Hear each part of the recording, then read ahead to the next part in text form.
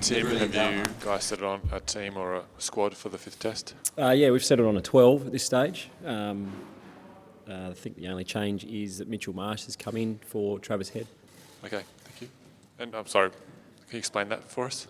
Yeah, again, looking at the conditions and the series being a long and tough one, we've kept the same bowling group that was together last test match. They've bowled a lot of overs, and we feel that bringing Mitchell in will ease a little bit of the workload on them. So it was a really tough call on Travis Head, who's had a great start to his test career. But yeah, we just wanted a bit more bowling depth in the squad to cover what looks like a really good wicket and be able to look after our big fast bowlers. Mitchell Marsh has also had a couple of hundreds in Test cricket, so we've got full faith in him doing the job with the bat as well. Anybody else? Daniel?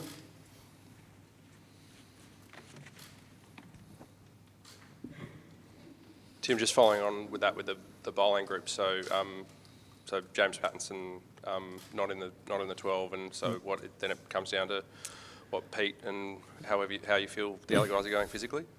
Yeah, I think so. Probably give them another half a day to see how they've pulled up, and we'll make a decision on that side, the final makeup of it, and James Pattinson again is someone who we've been really pleased what he's done in his return to Test cricket over here.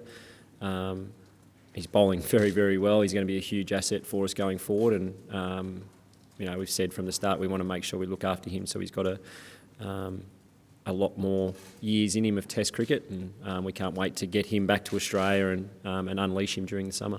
Do you think this series, with the way that you've used the fast bowlers, given that you had enough really good ones fit, sets a precedent for how the team might look at things going forward? Obviously it's a bit different when you're at home as opposed to on a tour. Yeah, potentially. We sort of spoke a lot about we felt we needed to change the way we sort of picked our attacks over in England.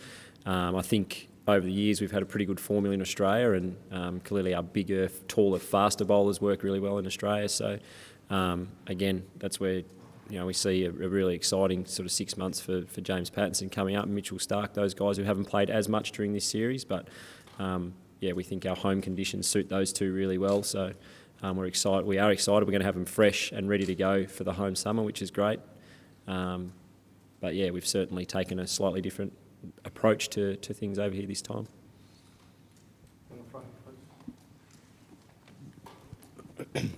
Tim, the Ashes are secured, but how hungry are you to really rub it in England and make sure they come away with nothing in this series? Yeah, very hungry.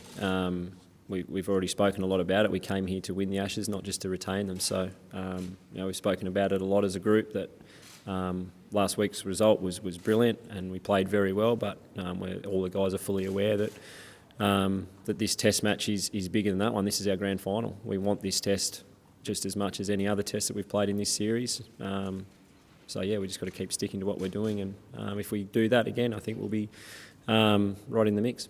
And you've got a team under pressure when the opposition captain, his position is being questioned. Is that satisfying in a way as opposite number? Not really. It has no effect on us. I mean, as we've seen, a week's a long time in cricket. It was the same for me last week. So, we know that Joe Root's a fantastic cricketer. He averages close to 50 in 60 or 70 test matches. So, I don't get sometimes why he's under so much scrutiny, but that's this level of international sport. But look, we know how competitive he is. We know how good he is.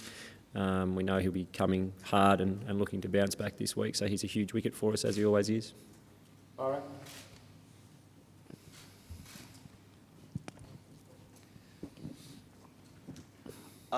Tim, just about Travis Head, just the lack of centuries from everyone except Steve Smith and the one from Matthew Wade.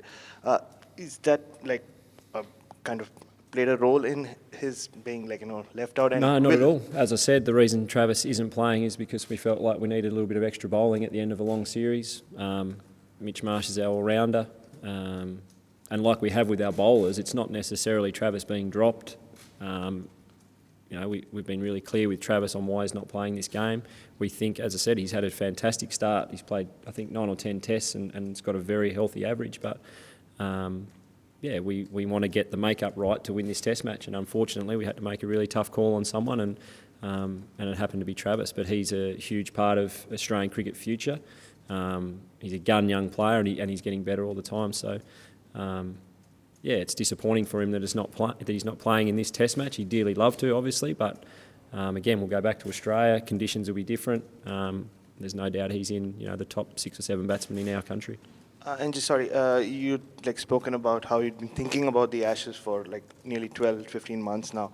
So just you called this the grand final, but did you have a picture in mind or how it would go, and has it gone to plan that way?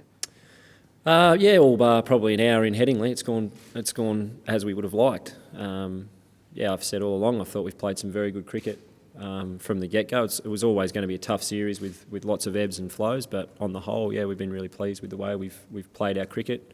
And the results we've got. As I said, we would like to be 3-1 up already, but yes, as we've touched on, we made a few errors in Headingley in that last hour, but we've moved on from it, and we're obviously ecstatic to be here at 2-1, and yeah, we want to put the icing on the cake and make sure it's 3-1 before we go home.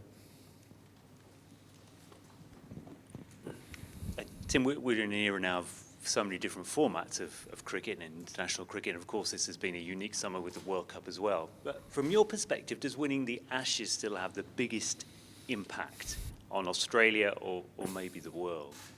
Well, I think it does, but that's just my personal opinion. I think what we felt as a playing group from the support we've got from back home and the interest that it's creating in Australia would probably suggest to me that it does. It means a lot to Australians to win the Ashes. Obviously, we're playing against England, and we love to beat each other. There's no doubt about that. The competition between the two countries in any sport always goes up a level, and there's always a bit at stake when the two countries play each other. So again, I think from an Australian cricketer's perspective, that the Ashes is as big as it gets, and certainly to be able to come here and do it makes it it's even harder, and obviously when you can do that, it makes it even better.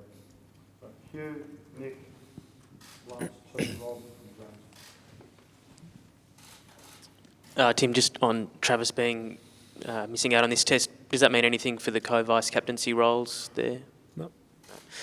And so Justin spoke about yesterday the level of fatigue that has crept into both camps. How are you seeing yourself and also the rest of the team dealing with the workload that's been in this summer here?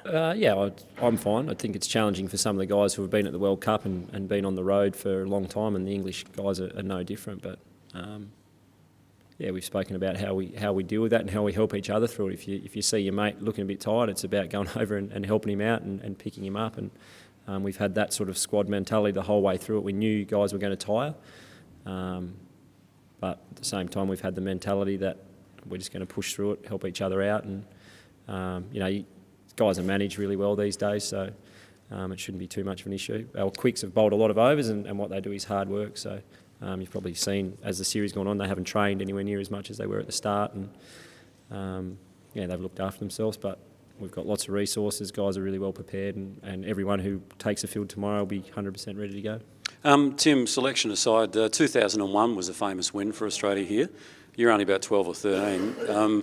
Do you have any recollection of that, or has Justin or Steve made any mention of it? Not yet. They normally do talk about themselves when it comes to the team meeting, so that'll be later this afternoon, those two. But yeah, again, we'd love to, like Edgbaston and like Manchester. I think every win you get in England in an Ashes series is a special win, so we'd like to create another special win and another special memory for our group this week.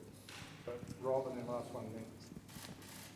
In terms of Mitch Marsh, what really stands out in terms of what he's worked on this trip, and I suppose even going all the way back to the home summer?